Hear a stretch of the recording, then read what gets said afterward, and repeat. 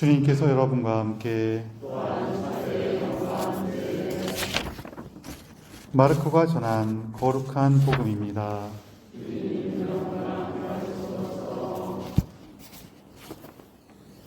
그때 예수님께서는 많은 군중을 보시고 가엾은 마음이 드셨다. 그들이 목자 없는 양들 같았기 때문이다. 그래서 그들에게 많은 것을 가르쳐주기 시작하셨다.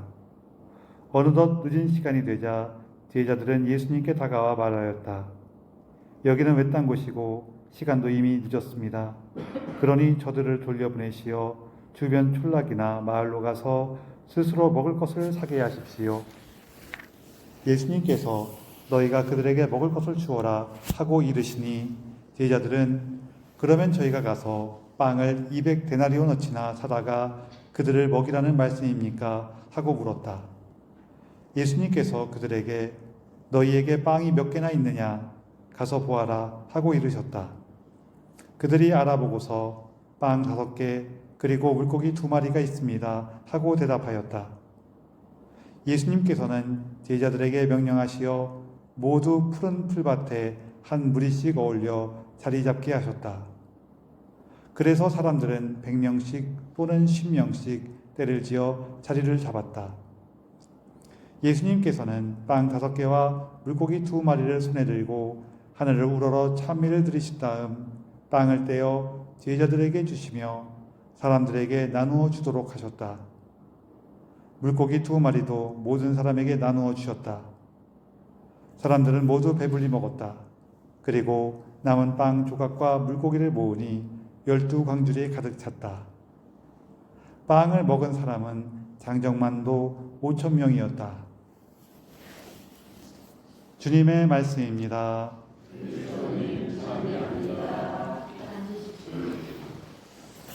참 예수님, 서로 인사를 좀 나누세요.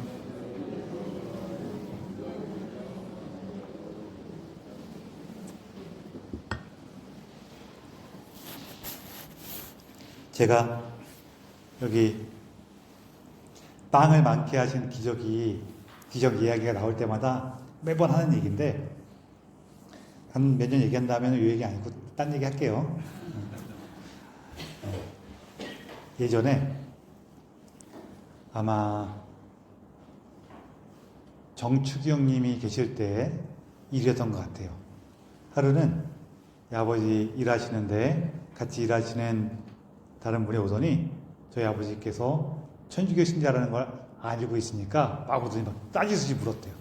아니 어떻게 추기경식이나 되시는 분이 그럴 수가 있어? 막 그러더래요. 아니 뭔 소리야? 이렇게 물었더니 뭔 소린가 하고 들어봤더니 그분이 어떻게 우연한 기회에 추기경님께서 이렇게 성경 풀이해 주시는 걸 좀 들으셨나 봐요. 근데 이게 오병이어의 기적 요 내용을 하시면서 뭐라고 하셨냐면은 사람들이 품속에 다 빵을 이렇게 가지고 있었는데 꺼내놓으면은 다른 사람들이 달라 그럴 거 아니에요. 그렇죠? 그래서 다 숨겨놓고 눈치만 보고 막 있었는데 예수님께서 먼저 기꺼이 나누시니까 그 모습을 보고 용기를 얻어서 감동을 받고 용기를 얻어서 자기들이 빵을 나누게 됐다. 그래서 그렇게 했더니 그 자리에 부족함이 있었다 없었다? 없었다. 이렇게 얘기를 하시더래요. 그러면서 아니 그 예수님께서 일으키신 기적을 믿어야지 어떻게 그렇게 해석할 수가 있냐고 막 그러더래요. 어떻게 생각하세요? 여기에는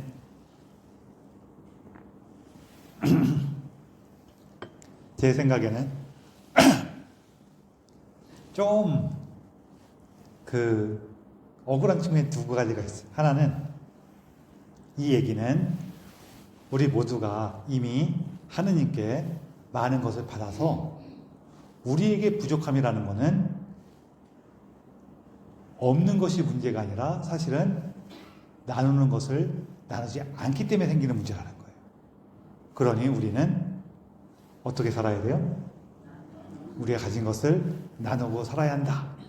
이렇게 나눔의 실천을 강조한 해석이에요. 틀린 말이에요? 맞는 말이에요? 이것도 맞는 말이에요. 그리고 두 번째, 저 개인적으로는 훨씬 더 억울한데 이 해석은 추기경님께서 처음으로 한 해석이 아니에요. 여러분 이 얘기 들어보신, 지금 제가 말씀드린 그런 스타일의 이야기를 들어보신 적 있으세요? 없으세요? 있죠? 이거는 사실은 조금 안타깝게도 우리는 안타깝다 그러니까 좋은 점도 이렇게 항상 좋은 점이 있으면은 좀 단점이 따라올 수밖에 없어요. 우리도 어때요? 지금 하는 일도 뭐 잘 되고 있고 돈벌이도 잘 되고 있고 막 이러면은 무언가 새로운 걸 연구하고 개발해서 더 새롭게 나가야지 이런 거 생각해. 아니면은 아유 그냥 요만키로만 됐으면 좋겠다 이래요. 그냥 요만키로만 있으면 좋겠다 그러기 쉽잖아요. 그런 것처럼 우리 천주교회는 오랜 그 신앙과 교회의 전통과 유산을 갖고 있었어요. 그러다 보니까 그 안에서 그래 우리가 이렇게 하느님을 믿고 살아갑시다 이런 게 너무 많았어요. 반면에 개신교회는 그냥 뛰쳐나가갖고 오직 성경만으로 막 그러고 살았잖아요. 그렇죠? 그러니까 그 사람들은 성경이 너무너무 중요해요? 안 중요해요? 너무너무 중요하니까 또 가진 게 성경밖에 없으니까 성경 공부를 열심히 했을까요? 안 했을까요? 열심히 했어요. 그래서 열심히 하다 보니까 막 이렇게도 연구해보고 저렇게도 연구해보고 막 그래갖고 성경에 대한 어떤 그 다양한 이해와 그 해석의 깊이가 또 새로워졌어. 그래갖고 우리도 오랫동안 그렇게 보다가 보니까 쟤들 신통방통하네 하면서 우리도 많이 가져온 게 있어요. 그래서 어떤 면에서 현대적인 성경 연구의 시작은 우리일까요? 개신교일까요? 개신교예요. 현대적인 성경 연구를 얘기하는 거예요. 그래서 갖고 왔는데 그렇게 개신교에서 성경 연구를 열심히 하다 보니까 성경을 좀 더 이렇게 다양한 측면으로 이해할 수 있게 됐어요. 그 중에 하나가 이렇게 합리적인 해석을 하는 건데 우리 생각해 볼 때 어때요? 빵이 많아지는 게 합리적인 생각이에요? 아니면은 갖고 있다가 꺼낸 거야 이게 더 그럴싸해 보여요? 빵이 정말로 팍팍팍 punkpunkpunkunk 늘어났어. 뻥튀기도 아닌데 막 늘어났어. 이게 그럴듯해요? 아니면은 조금 이렇게 다가 그래 나눠야지. 예수님 모습 너무 감동적이긴 하면서 다 꺼내놓는 게 그럴싸해요. 그렇죠? 두 번째가 그럴싸하잖아요. 그러니까 이런 해석을 얘기하는 거예요. 이런 해석을 이제 비슷한 시기에 여러 분들이 시작을 했지만 처음으로 전해주는 분은 파울루스라는 목사님이에요. 그래서 이 해석은 우리 천주교에서 먼저 한 해석이에요? 개신교에서 먼저 한 해석이에요? 개신교에서 먼저 한 해석이란 말이에요. 자, 아니 니들이 먼저 그렇게 해석해놓고 왜 우리한테 와서 난리야? 아까 그분 얘기하는 거예요. 자기들이 그런 식으로 성경 해석하는 거를 딱 해놓고 저는 그것도 되게 좋은 그 성경을 우리가 이해하는데 더 폭넓어졌기 때문에 나름대로 유용한 해석이라고 생각을 해요. 근데 자기들이 그렇게 먼저 해석해놓고 우리 추기경님이 그거 조금 인용해서 말씀하셨다고 그래갖고 우리한테 뭐라 그러면은 돼요? 안 돼요? 안 되죠. 지들이 그래놓고 지들이라고 자기들이 그래놓고 그쵸. 그분들은 자기들이 그렇게 해놓고도 자기들이 그랬다는 것도 모를 수 있죠. 맞아요. 그래서 제가 좀 억울하다 생각을 했어요. 그래서 여러분 다시 한번 말씀드리지만 그렇게 성경을 해석할 때에는 핵심이 뭐예요? 예수님의 모습으로부터 힘을 얻어서 우리도 어떻게 해야 되겠다? 나눠야겠다. 이게 핵심이란 말이에요. 그런데 여러분 저는 어떻게 생각할 것 같아요? 저는 그렇게 갖고 있던 것을 꺼내놨다고 믿을까요? 정말로 빵이 팡팡 생겼다고 믿을까요? 저는 빵이 생겼다고 믿어요. 이게 왜냐면은요, 그 성경에 나오는 여러 가지 그 모습들이 있어요. 한 가지는 성경 안으로만, 성경 내적으로만 해석을 하면은 여기 보면은 예수님께서 이렇게 빵을 많게 하시는 그 기적을 보고 나서 사람들이 예수님을 강제로라도 왕으로 세우려고 그러거든요. 여러분 좀 잘 생각해 보세요. 제가 여러분을 딱 이렇게 여러분의 마음을 딱 이렇게 흔들어 움직여서 어려운 사람을 도와줄 수 있도록 만들었어. 그럼 여러분이 저를 훌륭한 사람이라고 생각을 하겠어요, 안 하겠어요? 하긴 하지요. 근데 저를 저기 시장님으로 세워줄 거예요? 어휴, 저렇게 우리 마음을 움직이니 우리 시장으로 세워야지. 그러겠어요? 아니면 대통령으로 세워야지. 그러겠어요? 해요, 안 해요? 안 하죠. 저 대통령으로 세우면은 자꾸 이렇게 마음 해갖고 자꾸 알견해갖고 나는 도와줄 거 아니에요. 그쵸? 그게 아니라, 일단 기본적으로 그게 아니고, 또 뭐가 있냐면은, 우리 교회 역사 안에서 수많은 성인들이 이렇게 뭔가 많이 만들어냈어요. 제가 제일 좋아하는 분은 요한 보스코 성인인데, 이분께서 어디에 이제 같이 있는 젊은이를 데리고 소풍을 가셨어요. 거기 간다고 연락을 해놔갖고 그쪽에서도 간식으로 주려고 밤을 구워놨어요. 그랬는데 아이들이 생각보다 훨씬 많이 온 거예요. 그래서 이분들이 돈보스코 신부님께 가갖고 신부님, 저희가 밤을 구워놨는데 요거밖에 안 돼요. 이거 어떻게 하죠? 그랬어요. 그랬더니 신부님께서 걱정하지 마시라고 해서 밤을 가져가더니 아이들을 불러갖고 아이들한테 밤을 한 국자씩 퍽 퍽서 막 주는 거예요. 조금씩 줘갖고 이렇게 해야 되는데 이거 막 주는 거예요. 그러니까 준비한 사람이 마음이 조마조마해요, 안 조마조마해요? 야, 저거 떨어질 텐데 어떻게 하지 하면서 막 조마조마한데 거기 있는 아이들이 그렇게 요한보스코 성인이 푹푹 퍼서 주는데도 다 주고 나서 나왔어. 그 이분이 깜짝 놀라갖고 이거 신부님 어떻게 된 겁니까? 그랬더니 신부님이 뭐라고 하시냐면은 저는 단지 사랑으로 나눠서 뿌린다 그러셨어요. 사랑이라는 건 뭐예요? 하느님이죠. 하느님 당신이 사랑이에요. 하느님과 함께 나누는 거예요. 그럼 그런 일이 벌어져. 그래서 여러분 돈보스코 성인께서도 하신 일을 예수님이 할 수가 있겠어요? 못하겠어요? 할 수 있죠. 저는 그렇게 믿어요. 여러분 물론 나는 아닌 것 같은데, 나는 이렇게 숨겼다가 나눴을 것 같은데 라고 믿는다고 하더라도 잘못이에요, 잘못 아니에요? 잘못 아니에요. 잘못 아니고 그런 마음이신 분들은 또 기꺼이 이웃들하고 예수님의 은총으로 내가 함께 나눠야지 하지만 너무 좋은 일이에요. 그렇지만 저는 빵이 정말 늘어났을 것 같아요. 그리고 또 하나는 우리가 이런 기적을 만나기가 쉽지가 않거든요.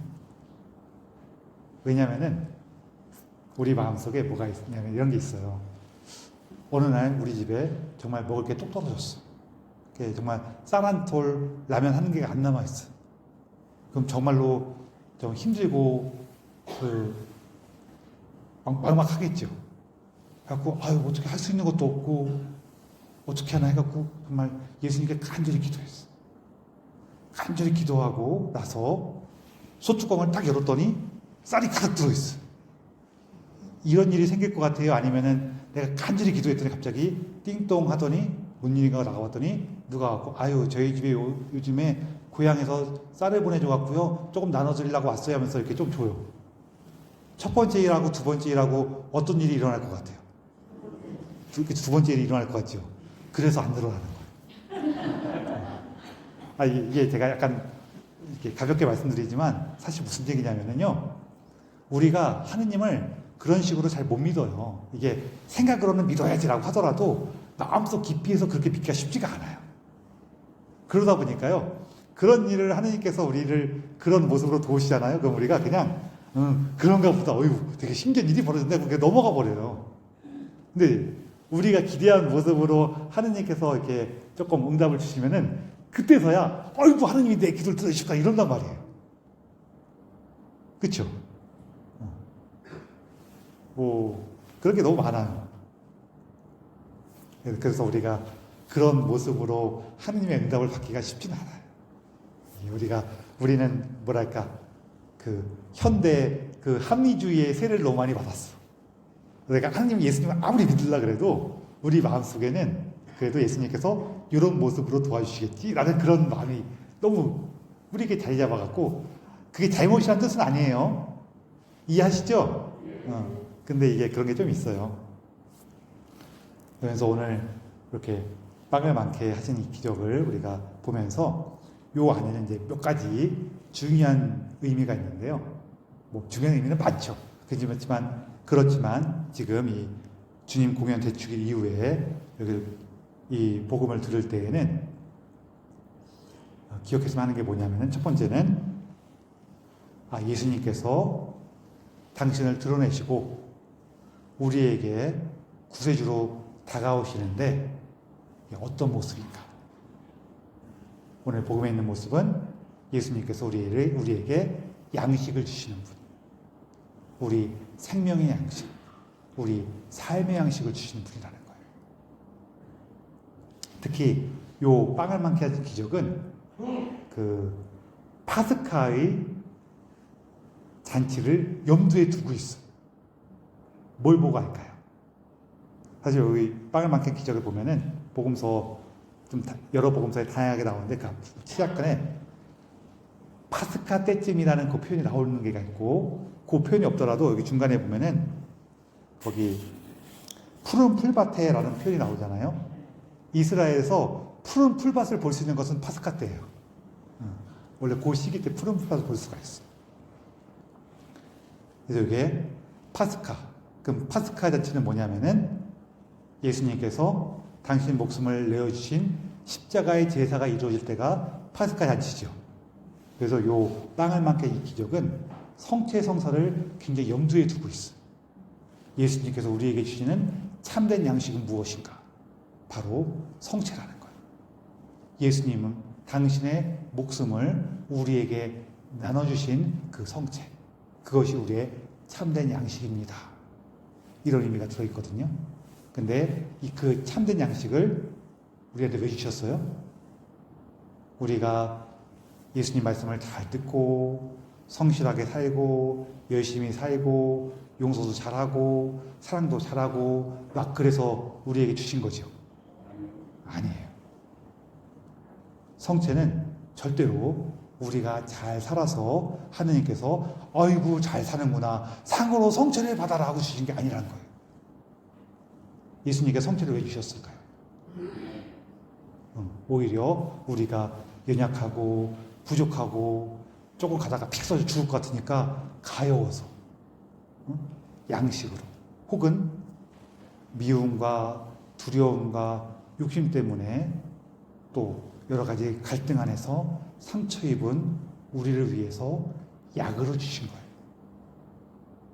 그게 우리의 생명이에요.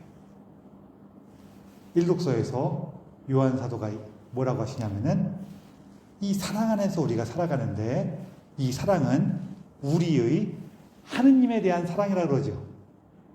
그래요? 아니에요. 이제는 저한테 안 속으시네요. 옛날 같으면은 네 그랬을 텐데 우리의 하느님에 대한 사랑이 아니라 뭐예요? 하느님의 우리에 대한 사랑 안에 살아가는 거예요. 그래서 여러분 살다 보면 속상한 일도 많아요.